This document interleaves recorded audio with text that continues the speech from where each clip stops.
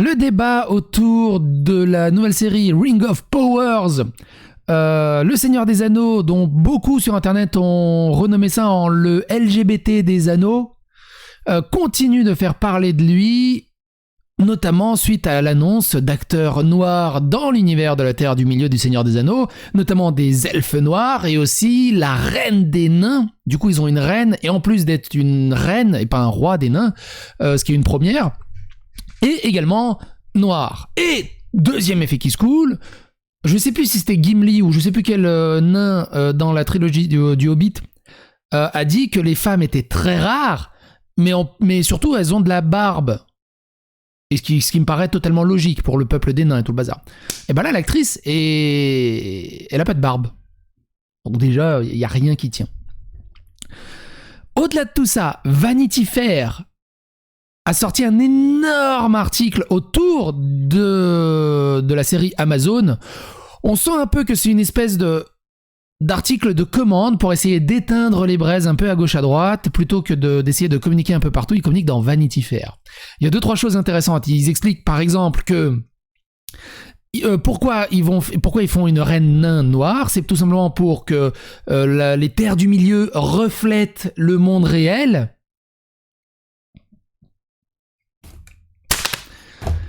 Et aussi, évidemment, qu'ils prennent des libertés en faisant une série beaucoup plus violente et avec beaucoup plus de sexe, un peu pour ressembler à Game of Thrones. Et 2 lignes plus bas, ils expliquent qu'ils veulent faire une série qui pourrait être appréciée et regardée par des enfants de 11, 12, 13 ans. Ça commence à faire mal.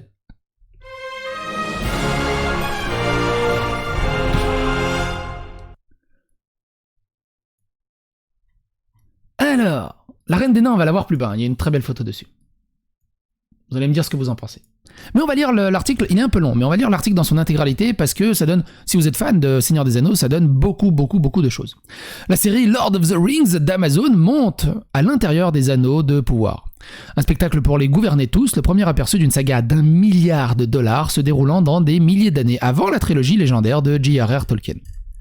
Le monde de Galadriel est une mère déchaînée, loin de la reine elfique, sage et éthérée que Cate Blanchett a apporté au film acclamé par Peter Jackson, le Galadriel joué par Morfydd Clark, dans la prochaine série d'Amazon, Le Seigneur des Anneaux, les Anneaux de pouvoir, des milliers d'années plus jeune, aussi en colère et impétueuse qu'elle est intelligente, et certaine que le mal se profile plus proche que quiconque ne le réalise. Au 2e épisode, cet avertissement les met à la dérive, au sens propre comme au figuré, jusqu'à ce qu'elle lutte pour sa survie sur un radeau dans les mers de Sundering balayé par Sundering. D'ailleurs, c'est pas l'anglais, c'est Sundering. Ça doit être un truc comme ça. C'est un peu nordique dans la prononciation, nordique russo-balte. Qui est un nouveau personnage introduit dans le spectacle. Galadriel, donc il faudrait dire Galadriel, se bat pour l'avenir de Halbrand. En fait, c'est pas dur le elfique, tu le lis à la serbe. Halbrand fuit le passé. Leurs destins entrelacés ne sont que 2 des histoires tissées ensemble pour une série télévisée qui, si elle fonctionne, pourrait devenir un phénomène mondial. Si elle échoue, cela pourrait devenir un récit édifiant pour quiconque, pour citer J.R.R. Tolkien, plonge trop avidement et trop profondément. L'émission d'Amazon, qui fait ses débuts sur Prime Video le 2 septembre, n'est pas basée sur un roman de Tolkien en soi, mais sur la vaste trame de fond qu'il a exposée dans les années de la trilogie du Seigneur des Anneaux. 5 saisons coûteront probablement au studio bien plus d'1 milliard de dollars. Ce genre de budget pourrait décimer la plupart des autres studios, mais Tolkien, comme le voyage dans l'espace, est une obsession personnelle pour le fondateur d'Amazon, Jeff Bezos. Et 1 milliard pour lui... qui compte parmi les personnes les plus riches du monde. Il s'agit d'une entreprise commerciale à gros budget qui lui permettra de créer la série télévisée la plus chère et la plus élaborée jamais réalisée. Bien que Peter Jackson ne soit pas lié au projet, ces films, ainsi que leur successeur spirituel Game of Thrones, prouvaient qu'il existe un public massif pour la fantasy immersive. Bien sûr, beaucoup ont essayé de capturer ce même public et peu ont survécu ou prospéré. Tu vois, quand tu vois ça donne envie. Putain, ça donne envie. Et donc ça, c'est Galadriel, commandant des armées du Nord. Ça donne envie. En raison de l'immense richesse de Bezos, The Ring of Power, on dirait Jeff Bezos, alors tous les chapitres, tu vas rappeler que je suis riche, s'il te plaît, est en fait un risque financier plus un risque financier et moins un risque financier qu'un risque de réputation. Amazon doit définitivement prouver qu'il peut produire des émissions de prestige géantes, et avec cette série, il courtise le danger supplémentaire de modifier et de développer le canon d'un conteur bien aimé. Les showrunners, Patrick McKee et J.D. Payne, sont atrocement conscients de la pression. Mais aussi l'agenda derrière. Si vous n'avez pas suivi, je vous invite à regarder la première vidéo que j'avais fait, enfin une des premières, plus la deuxième vidéo que j'avais fait sur le sujet, qui s'appelle La série woke des Seigneurs des Anneaux d'Amazon, crée déjà la polémique. Et Joueur du Grenier, qui a fait un tweet sur les réseaux sociaux, a subi des jours et des jours de harcèlement, d'insultes, enfin c'était assez ouf. J'ai déjà fait une crise de nerfs face au harcèlement qu'il subit suite au Hobbit noir. Je vous laisse ça dans la description.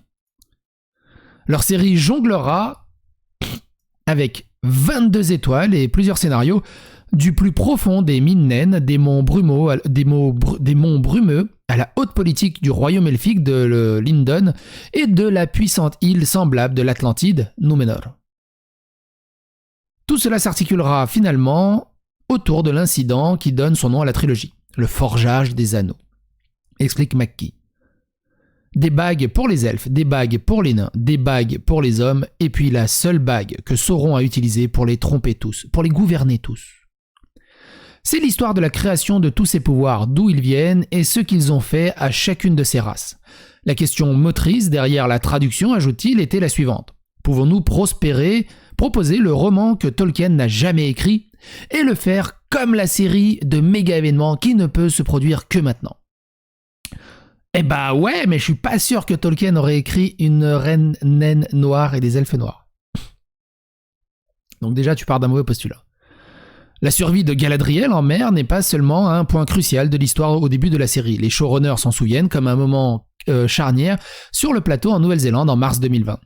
Morphide était Galadriel depuis quelques jours, ce qui est probablement terrifiant, explique McKay. Elle est dans l'eau, il y a beaucoup d'effets visuels, il y a de la musique et de la lumière, mais malgré la scène mémorable devant eux, l'équipe de l'émission était scotchée à son téléphone. En moins de 45 minutes, la nouvelle s'est répandue que dans l'Australie voisine. Tom Hanks avait contracté le Covid, que la NBA avait annulé sa saison et que l'Organisation mondiale de la santé avait déclaré une crise mondiale de pandémie. Nous allons tous dire « Oh mon Dieu, mais qu'est-ce qu'on va faire ?» Nous allons devoir fermer, explique McKay.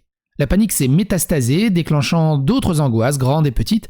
C'était terrifiant. Oh mon Dieu, est-ce que quelqu'un va comprendre ce que nous essayons de faire ici? Est-ce trop ambitieux? Nous n'avons aucune idée de ce qui va se passer demain. Mais un par un, l'équipage a posé ses téléphones, tout le monde se pressait autour du moniteur pendant que nous faisions ce gros plan où le visage de Galadriel remplit l'écran et elle pleure. Et elle décide « Je dois me battre », dit McKay. Dès la fin de la scène sonore a éclaté en acclamation.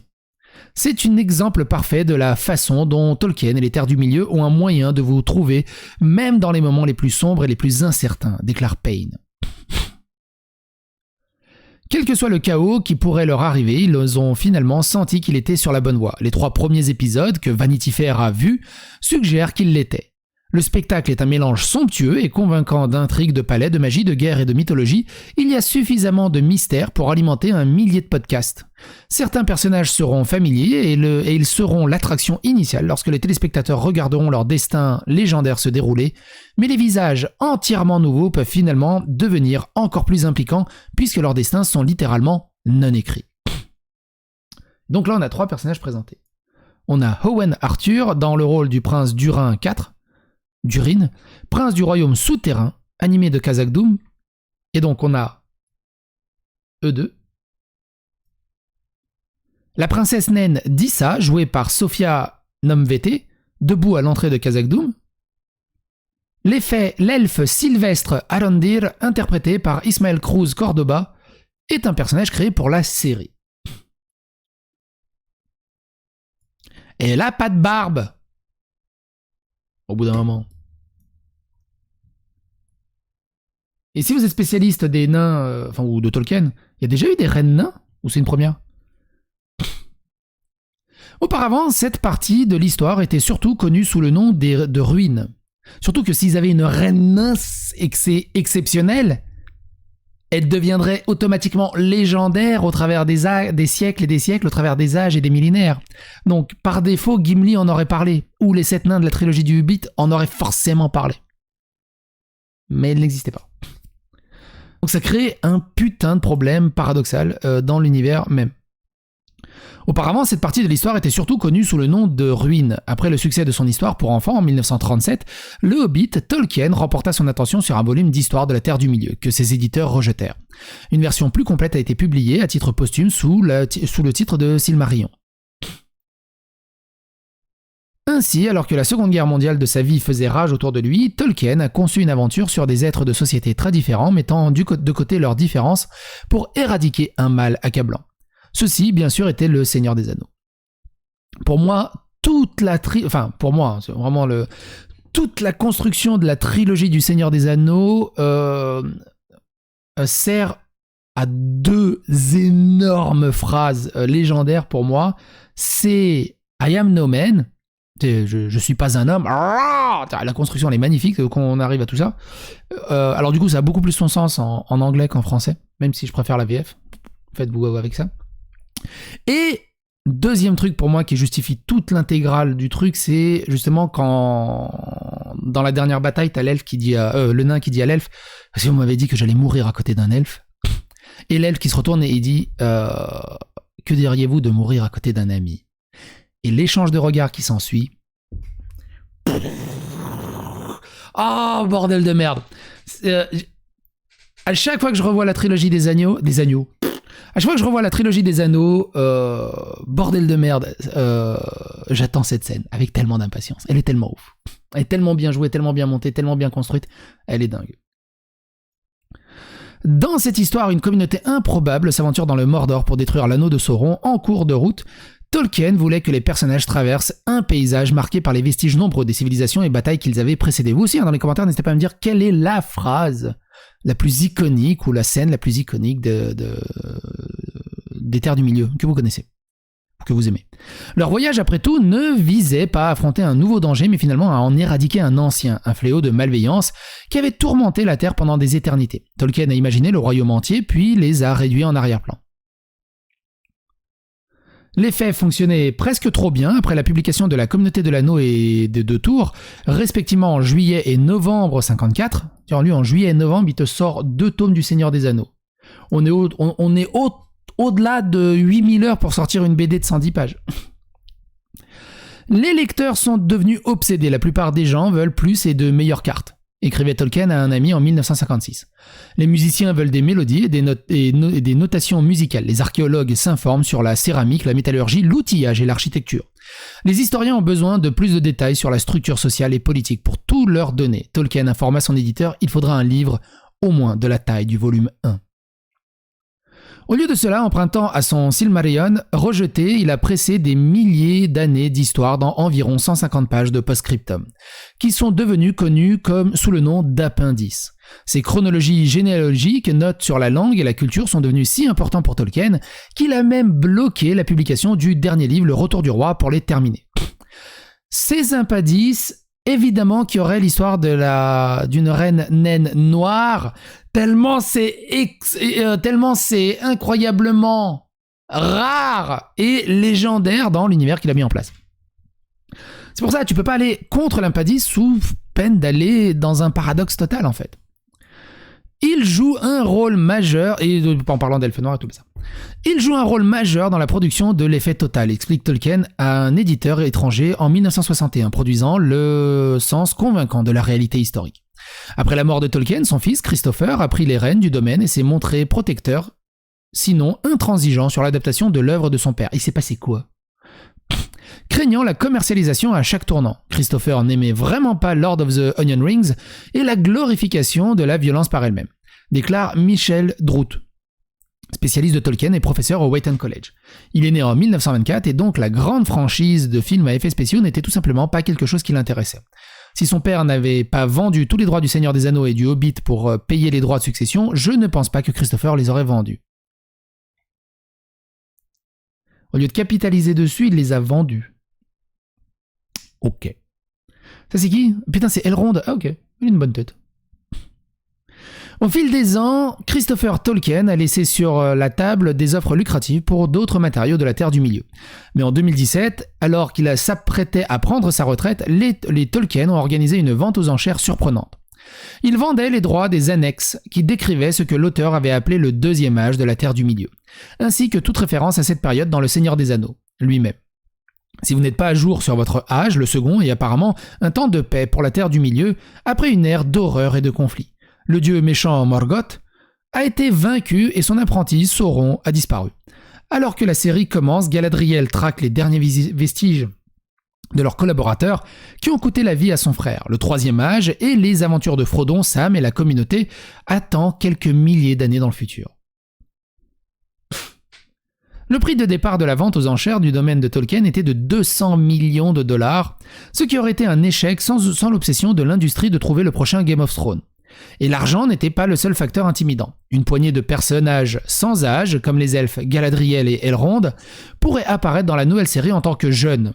Mais le studio qui la réalise devrait renoncer aux hobbits et sorciers préférés des fans, qui n'étaient pas des acteurs majeurs du second âge.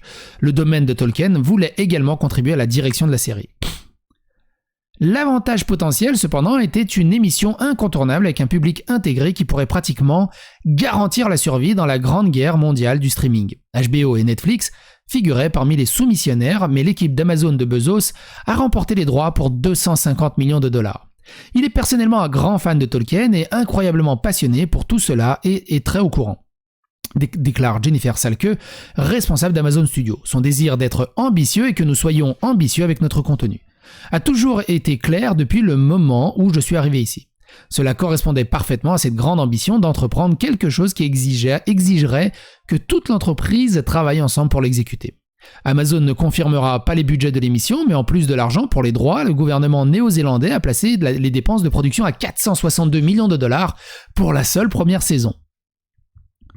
Ce chiffre comprend la construction d'infrastructures qui seront utilisées au cours des saisons ultérieures. Il a été compensé par un remboursement d'impôts de 108 millions de dollars. Pourquoi il y a un remboursement d'impôts ? C'est quoi 108 millions de dollars pour Jeff Bezos ? C'est entre deux baguettes de pain ? Mais en revanche, la récente série fantastique d'Amazon, The Wheel of Time, aurait coûté 80 millions de dollars par saison. Une fois que vous avez pris en compte l'éventuelle campagne de marketing mondiale et le coût des saisons suivantes, il ne fait aucun doute que Ring of Power finira par accélérer bien au-delà du milliard de dollars. Il y a des décors somptueux, ça c'est clair. Bronwyn, joué par Nanzani Bianaldi et son amour interdit Arondir, dans le village de Tirahad.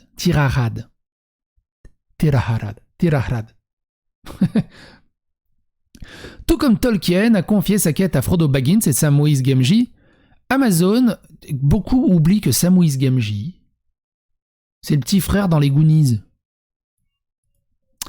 Et c'est trop bien les Goonies. Amazon a choisi deux nouveaux venus improbables. Mackie et Payne sont des amis de lycée du nord de la Virginie qui écrivent ensemble à Hollywood depuis 13 ans. The Ring of Power est leur première liste IMDb créditée. Ils savent, c'est aussi stupéfiant pour eux, nous avons travaillé sur tant de projets avec tant de personnes formidables et passionnantes qui n'ont jamais été réalisées, ou ont travaillé sur des choses qui ont été réalisées et nous n'avons pas obtenu de crédit, déclare McKay. Nous étions un peu à un cheval noir et Amazon, ils ont le droit de dire ça ? Et Amazon a parlé à absolument tout le monde, à tous ceux qui avaient une idée pour Le Seigneur des Anneaux. Ajoute Payne, nous étions passionnés par le matériel et avions une prise qui correspondait aux appétits et à l'ambition d'Amazon. Ils avaient aussi apparemment un champion important en J.J. Abrams, qui les connaissait depuis leur écriture sur un film Star Trek et aurait chanté leur louange. Présenter 50 heures de télévision aux dirigeants d'Amazon, et finalement à la famille Tolkien également, était ardu, mais rien comparé à l'écriture, à la production et à la réalisation de l'émission. Nous nous sentions comme des hobbits, dit Payne. Nous nous sentions comme deux très petites personnes dans un très grand monde à qui on venait de confier quelque chose qui signifiait tant pour tant de personnes différentes. Les showrunners se sont retrouvés à citer la célèbre réplique de Frodon à la fin de La Communauté de l'Anneau. Patrick et moi, nous regardions souvent dans les moments difficiles de la série et nous nous disions « Je suis content que tu sois avec moi, Sam ». C'est Sam, ajouta Mackay. Je plaisante, je suis Sam. Elrond et Galadriel. Un projet de cette envergure ne sera jamais réalisé seul. Les dirigeants d'Amazon, encore relativement novices dans le domaine du contenu original, ont réuni une équipe d'assistance expérimentée. Le coproducteur exécutif de Game of Thrones, Brian Cogman, est intervenu en tant que conseiller pour aider McKay et Payne à lancer le projet. Le cinéaste vétéran J.A. Bayona, Jurassic World Fallen Kingdom, a donné le ton de la série en réalisant les 2 premiers épisodes. Bayona a été attiré non seulement par le scénario du duo, mais aussi par la volonté d'accepter des conseils. Dès le début, j'ai fait confiance à ces gars, dit Bayona. Je sais ce qu'ils traversaient et ils savaient aussi ce que je traversais. Parce que pouvez-vous imaginer retourner dans un monde aussi aimé et affronter la barre haute des films de Peter Jackson? Nous étions tout le temps très conscients des attentes massives. Une association s'est formée. Bronwyn de Nazani Bionadi est une mère célibataire et guérisseuse, vue de son apothicaire dans les terres du sud de la Terre du Milieu. Après, c'est toujours pareil, dans les mondes d'Heroic Fantasy, il se passe 1000 ans, 2000 ans, 3000 ans, et en 3000 ans, la technologie, elle a absolument pas avancé. Ils vivent exactement pareil. Et ça m'a c'est un truc. Il y a certains trucs d'Heroic Fantasy, il y a un truc bizarre. C'est pas possible au bout d'un moment. Il y a forcément des technologies qui avancent, il y a forcément des trucs. Non, ils vivent exactement pareil. Ou pire, tu sais, t'as le Star Wars, et quand ils font la prélogie, ils ont une technologie plus avancée que dans la trilogie d'après, qui se passe plus tard. Et là, tu dis non. Jusqu'à présent, Amazon a pratiquement rien dit de son émission. Le secret a irrité certains membres du fandom habitués comme ils l'étaient à la relation étroite et au flux constant d'informations en coulisses de Jackson et New Line Studios. Un texte de 66 ans peut-il vraiment être spoilé? Étant donné que beaucoup ne connaissent pas les annexes, la réponse est en fait oui. Nous pensons que tout ce travail, toute cette sécurité et toute cette protection seront en fait à l'avantage de nos clients, déclare Vernon Sanders, responsable de la télévision américaine mondiale pour Amazon. Pour sa part, Salke pense que le secret et l'intense curiosité des fans qu'il génère sont sains pour la série.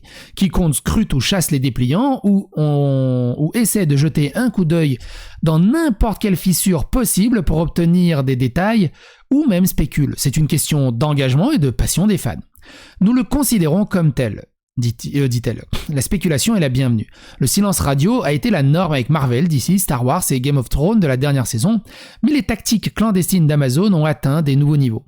Même les membres de la distribution ont été embauchés sans qu'on leur dise quel rôle ils joueraient. Il y a eu une fuite en 2019 qui, bien qu'anodine, a inquiété certains de ceux qui regardaient de loin. L'érudit Tolkien, désolé Rototo, l'érudit Tolkien, résident de l'émission, un universitaire très respecté du nom de Tom Shippey, a accordé une interview apparemment non autorisée à un site de fans allemand en juillet, donnant son avis sur ce que l'émission pouvait et ne pouvait pas explorer. Peu de temps après, Shippey n'était plus impliqué dans la série. Il s'est fait 4-6. Lui et les showrunners refusent de dire ce qui s'est exactement passé, mais l'hypothèse évidente a été faite par les fans. Il semble que la NDA soit essentielle. Essentiellement. NDA, la clause de non-divulgation. Non-Divulgation Act. Le contrat de non-divulgation. Si vous le dites à quelqu'un, nous pouvons vous faire passer pour une déchiqueteuse de bois, déclare Druth, le professeur de Tolkien. Amazon ne partage plus les noms de ses chercheurs. Les Ring of Power ont perdu quelques autres joueurs en cours de route, dont l'acteur Will Poulter et Tom Budge. Couplé au départ avec Shippey, du concepteur de production Rick Heinrich, et de l'un des dirigeants qui ont aidé à négocier l'accord avec Tolkien en premier lieu. La responsable du genre, Amazon Suzanne Tal Iguado, ces pertes ont suscité l'inquiétude que la production était chaotique au début, mais les fans du film se souviendront que Stuart Townsend a été remplacé par Viggo Mortensen, même après avoir commencé à balancer une épée en Nouvelle-Zélande. Lors de tout le long du voyage, insistent le dirigeant et les showrunners, il est inévitable que certains ne terminent pas le voyage.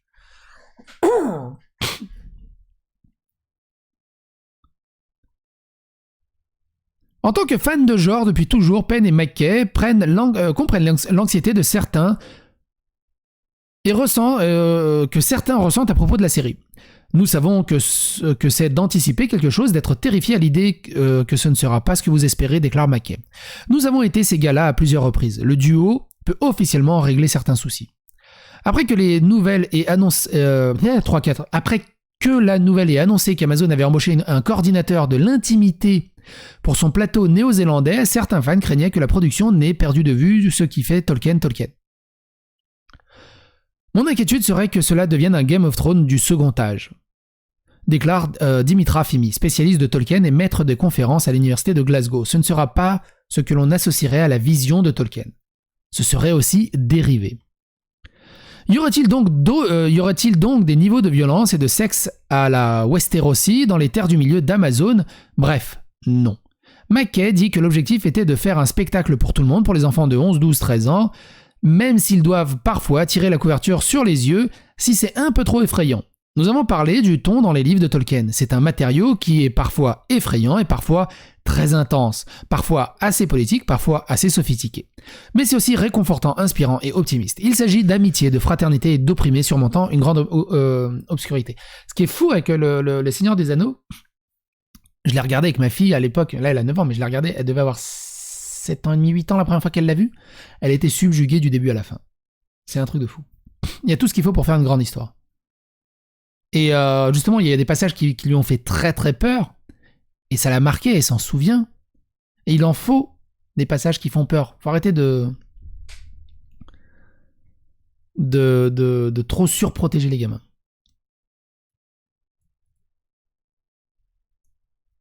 Oh, j'ai envie d'éternuer. Attendez, 2 secondes. Et fait chier, c'est parti. Autre souci, la série va-t-elle mettre les hobbits au second âge? En bref, pour ainsi dire, oui et non. L'une des choses très spécifiques que disent le texte est que les hobbits n'ont jamais rien fait d'historique ou de remarquable avant le troisième âge, explique Mackay. Mais vraiment, est-ce que ça ressemble à la Terre du Milieu si vous n'avez pas de hobbits ou quelque chose comme des hobbits dedans? Les ancêtres hobbits de cette époque sont appelés les Harfoot. Ils ne vivent peut-être pas dans la comté, mais ils sont adjacents de manière satisfaisante aux hobbits. Mackay et Payne ont construit une société pastorale Harfoot qui prospère sur le secret et évite la détection afin qu'ils puissent jouer une sorte de Rosencrantz and Guildenstern are dead. C'est quoi? Qui c'est? C'est un film? C'est quoi? 30 secondes. Rosencrantz and Guildenstern are dead. C'est un truc absurde, tragicomique existentiel de Tom Stoppard. Ok.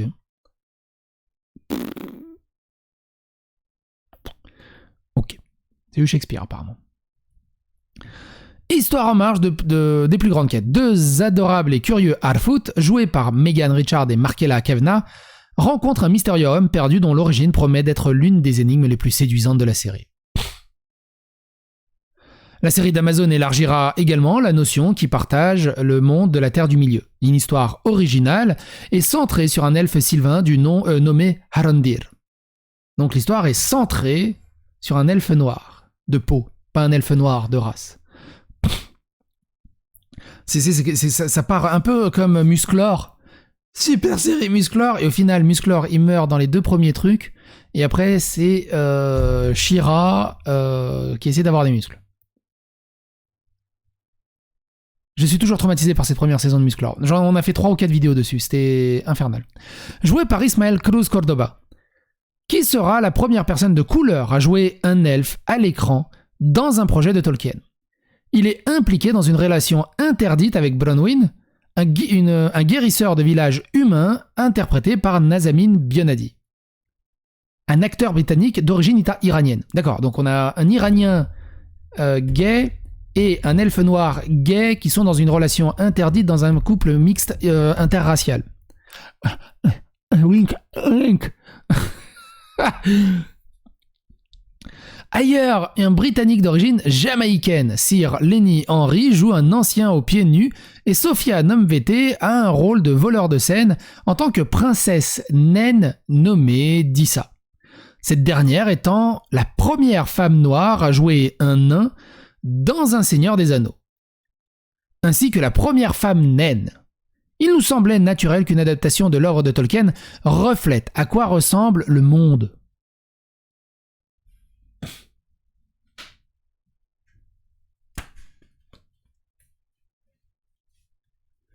Une œuvre de fiction ne doit pas refléter le monde. Enfin, c'est pas obligatoire.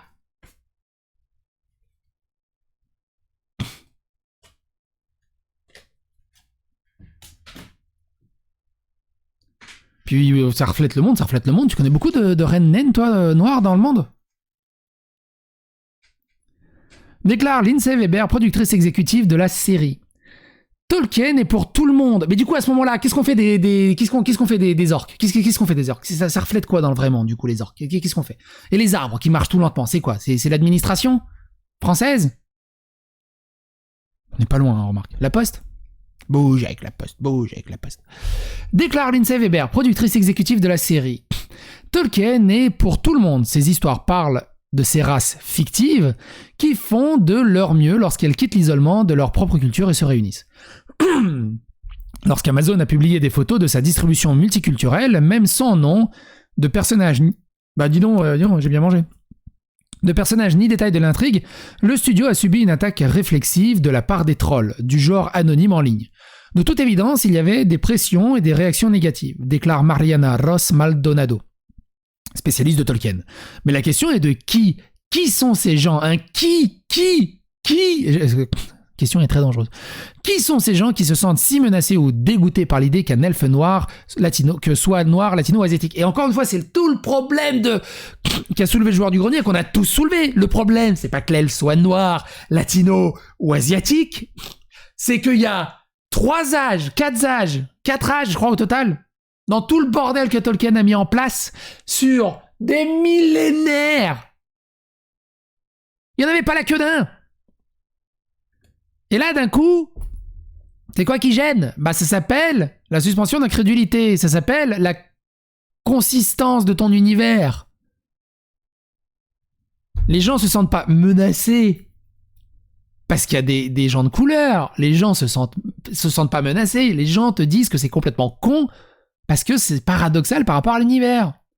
Comme je l'avais déjà dit dans la vidéo de GDG, tu prends Kirikou, qui est un conte africain extrêmement populaire, tu prends Kirikou, tu te dis, bon, je vais en faire un film, et tu te dis, je vais foutre 3 blancs dedans.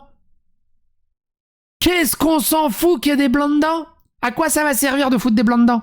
Et si on met des blancs dedans, du coup, des mecs à la peau blanche, ou asiatiques, il faut l'expliquer dans l'univers. Qu'est-ce qu'ils foutent là? Qu'est-ce qu'ils foutent dans ce village? Ils ont rien à foutre là. Enfin, tu comprends? Pourquoi je te tutoie et je te parle comme si t'étais en face de moi?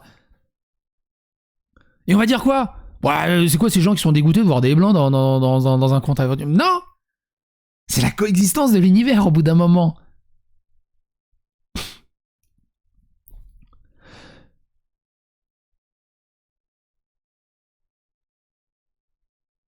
Même les fans inconditionnels qui considèrent le travail de Tolkien comme sacro-saint reconnaîtront son message d'unité.